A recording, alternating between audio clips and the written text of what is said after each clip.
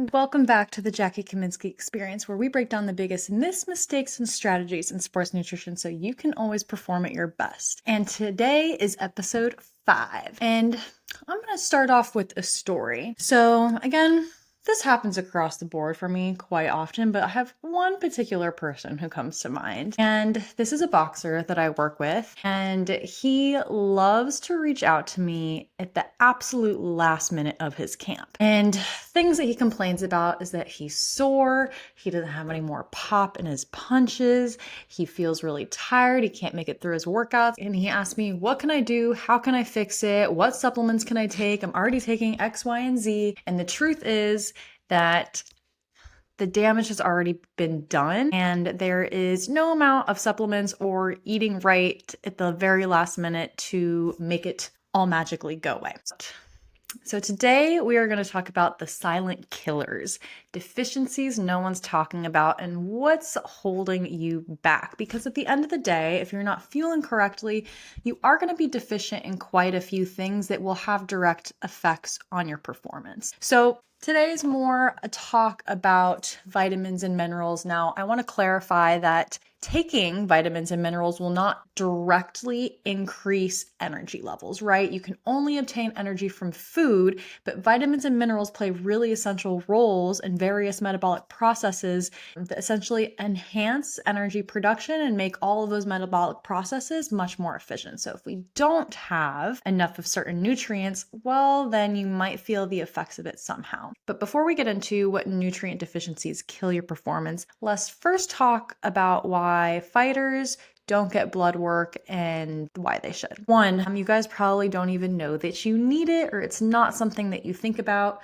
Two, your coaches or your team or whoever is in charge of your camp is not advocating for it. And if they're not, and they're just telling you to take X, Y, and Z or prescribe a meal plan or all of these supplements without looking at it or having enough knowledge to recognize certain signs and symptoms, well, I'm sorry to say, but if you're not testing, you're guessing. So having blood work is really crucial. And last but not least, if you do track your blood work, you're probably not tracking it over time or frequently enough to start to be able to see patterns. So the reason why you want, and even just like you can go to your doctor, a basic metabolic panel is so telling. It can give somebody like me insight into if there's any gut issues going on, what nutrient deficiencies might be present. There's levels that you should be existing at for you to be fully optimized, okay? Not just in range to be healthy. And if those are off, too high or too low, then that is very telling as to what you might be doing or not doing that can help and improve your game or your performance. All right, so let's talk about what, in my opinion, 100% should be looked at regularly. And when I say regularly, I mean, if you can get it every 3 months, fantastic. I don't think any of you want to be going to the doctor that often. Twice a year. If you can get your blood work twice a year to see changes over time, that would be so helpful. And the main things that we want to test for to look for overtraining, nutrient deficiencies, and potential gut issues is going to be testosterone, cortisol. If we can get both of those and then combine them together, there's something called a T to C ratio that is incredibly helpful for evaluating changes over time to know if you are overtrained. Creatine kinase, that is a marker to assess muscle damage and recovery. DHEA, okay, ladies, we need this with cortisol to determine overtraining in female athletes. So our bodies, of course, males have much more testosterone than we do. The DHEA is going to be much more sensitive combined with that cortisol to see overtraining in our bodies. And hate to say it, but we are so much more sensitive to overtraining than our male counterparts. A thyroid panel is huge. T3 and T4 is what contribute to our metabolism. If that is low or out of range, it can suggest maybe an iodine deficiency, zinc, selenium. Those are super huge things that give somebody like me some insight into maybe what might be going on. If you're not getting enough of a certain nutrient, that can be affecting something really huge that directly contributes to your energy. And then if we're talking about micronutrients that you guys probably hear a lot of, vitamin D, okay, really big one that can directly affect muscle recovery, muscle growth, your immunity, obviously, as well as hormone regulation. Iron, another big one, but you don't want to just look at iron. We need to look at ferritin. Okay. So if you're going to get blood work and they don't do an iron panel, or if they do, ask your doctor if they can include ferritin. It shouldn't be too much more expensive if it's not something they regularly add, but ferritin is the storage form of iron in the body. It's going to be much more indicative of your total iron status compared to just iron alone. And last but not least, vitamin B12. That's also really important. Most of you guys should have insurance. You should be able to go through your primary care doctor to be able to just get a basic panel. And I would suggest this before doing anything else crazy. Like, here are things that you definitely don't need. A food sensitivity test, because guess what? It's going to tell you that you're allergic to all the things that you eat regularly in your diet because it's sensitive to proteins that are increased in your blood. And if you eat a lot of something, well, guess what? That protein is going to be more present. And that doesn't necessarily mean that you have a reaction or a bad reaction to that food and should avoid it. Blood tests to determine your diet. There is barely any research to support the efficacy of this. Okay, so you don't need to be like eating for your blood type. That's not a real thing. And a gut test. Now, I'm gonna put a little asterisk on this one because I think a gut test can be very telling, but get just blood work first. Let's start there to see if there's anything else going on. Now, if you're someone who suffers from bloating all the time, like you feel that every time you eat something that your stomach blows up, you feel discomfort, you feel gassy. If you have issues with constipation, diarrhea, then maybe a gut health test will help us figure out if there is maybe something like IBS going on, if you do have a gluten sensitivity or some sort of food allergen that might be present.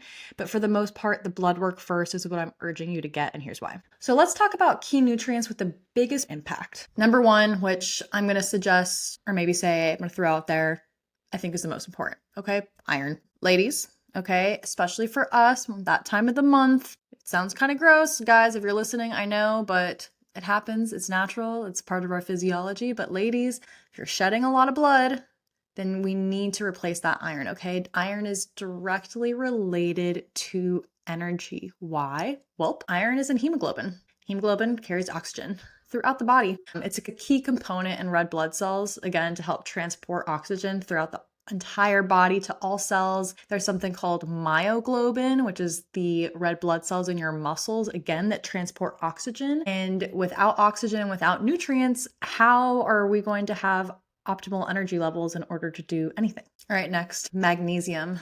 Yes, it's an important electrolyte. It's a smaller element that we lose in sweat, but if you're very, very active, you can burn through this quite easily. Magnesium is involved in over 300 reactions in the body. So you need it for muscle contractions, you need it for sleep, you need it for overall stress responses, and actually it plays a really important role in getting rid of the lactic acid in your muscles. So when you exercise at really high intensities, what happens is that your muscles build up hydrogen ions, which are really acidic, and that's what we call the lactate removal. So that acidity, your body can't function with all of that acidity. So in order to be able to metabolize it and flush it out, you have to kind of start working out a lower intensity. So the magnesium helps flush that out to prevent the muscle soreness and promote the recovery. Zinc, if you are an active individual, especially a fighter, zinc is so important. We need it for immunity. It plays a huge role in immunity. So if you're training a ton, you're in a calorie deficit, you're surrounded by a bunch of people at the gym, I don't care what time of the year it is, there's so many germs going around. If you aren't eating enough food, if you're overtraining,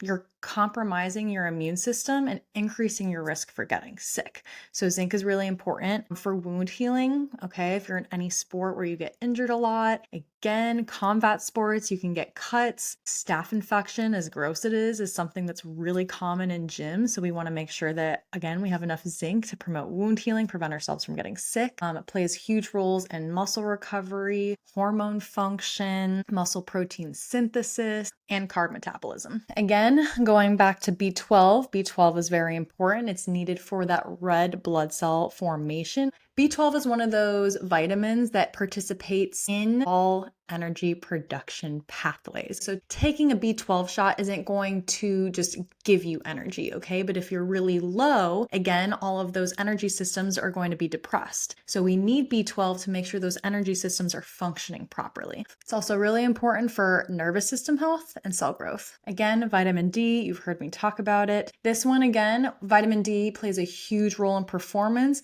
but whether or not you're deficient really depends kind of on where you live. If you live, like I live in Florida, I'm outside a lot, my levels probably going to be not as deficient as most other people who live up north or when it gets really cold or if they're inside training all the time and don't get natural sun every single day. But vitamin D is essential for immunity, muscle protein synthesis, hormone regulation. There's actually been studies to show that lower levels of testosterone are linked with low vitamin D levels in guys, men, hello. It's also really important for building muscle as well as managing healthy blood sugars. And last but not least, electrolytes. These are something that are going to change every single day depending on how much you intake, how much you sweat, but they're basically like little conductors for everything in our body. So we need them for fluid regulation, muscle contractions, nerve signaling, cognitive function, and energy metabolism.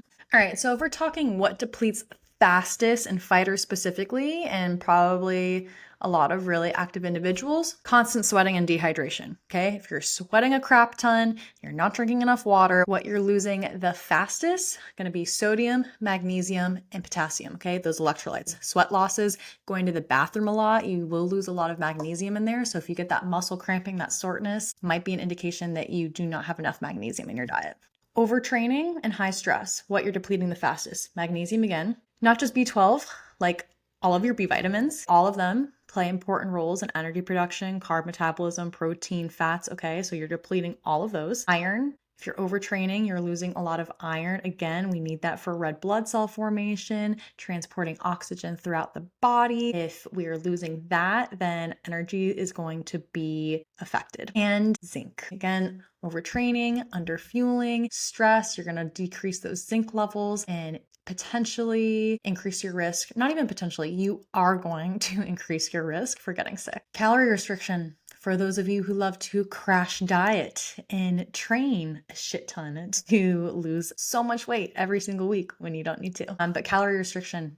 Okay, vitamin D is a fat-soluble vitamin. It's coming from salmon, all of your dairy products. If you're not outside, it comes from the sun. So if you're not eating enough food, you're losing that. Iron, we get the best quality iron from animal meats in our diet. So again, if you're not eating enough calories every day, you're losing that. And vitamin B12, we can only get it from animal-based meats. That's where the highest quality is. So if you're under eating, you're losing that too. All big ones that play important roles in muscle recovery, energy production, and your immunity.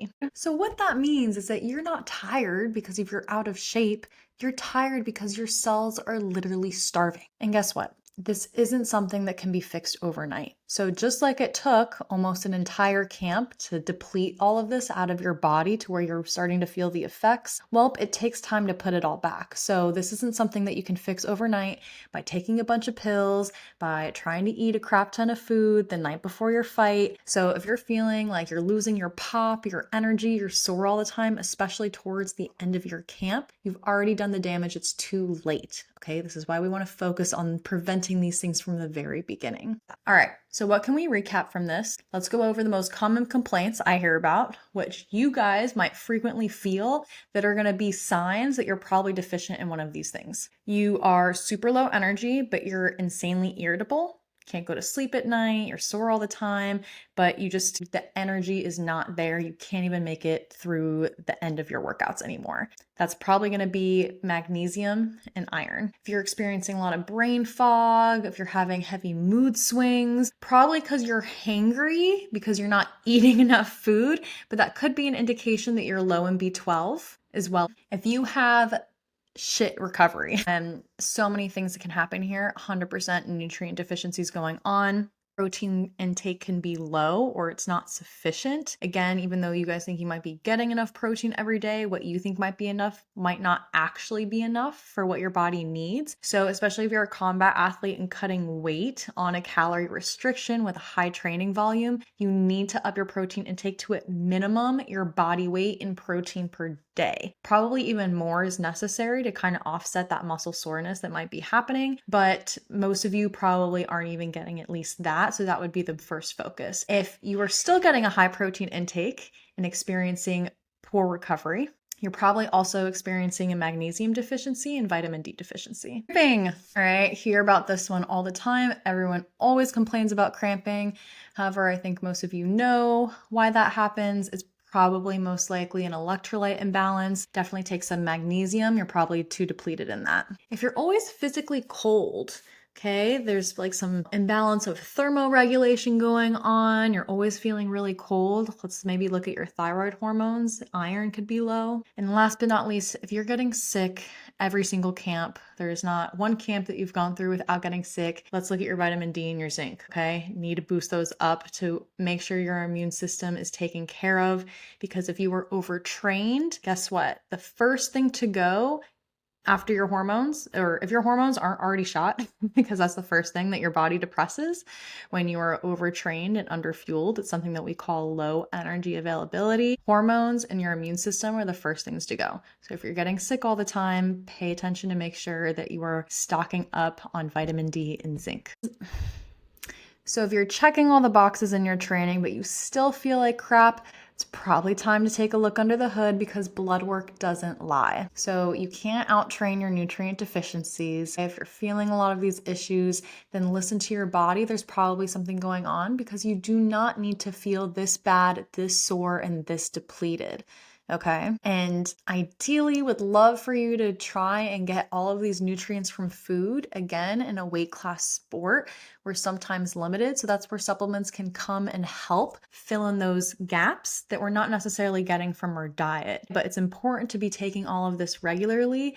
You can't just not do any of it and then expect to fix it in the last couple of weeks of your camp when you're already feeling bad. So here's my advice to you. Get your blood work done, okay? It's really easy, doesn't take any time. Like I said, if you have health insurance, you can go through your primary care doctor at least once a year. It's going to be so insightful if you can get it done more regularly, and we can establish trends over time even better. Secondly, get one of my meal plans. My meal plans are designed to fully optimize you. So you are getting all the nutrients that you need from day one. It is specifically mapped out, calories, macros, meal composition, types of food for you. So you are getting exactly what you need every single week to be able to perform and still lose weight. It's mapped out for you. So start it right from the beginning. Don't wait last minute to try and fix your problems, because the answer is, I can't help you last minute. You're not going to be able to fix it. And if someone says that they can, they're lying to you. All right. So that's all for today, guys. I know this was a quick episode, short and sweet, but nutrient deficiencies are important. Okay. We need to think about them, because they can contribute a lot to how you're feeling in the gym and outside the gym. We are always concerned about your overall health, your longevity. So we want to make sure that we are on top of all of these things, especially if you want to be the best and you want to outperform everybody else. So if you like this episode, like it, subscribe, share. Thank you guys so much for being a part of the TFN fam on the Jackie Kaminski Experience. I'll see you guys next week.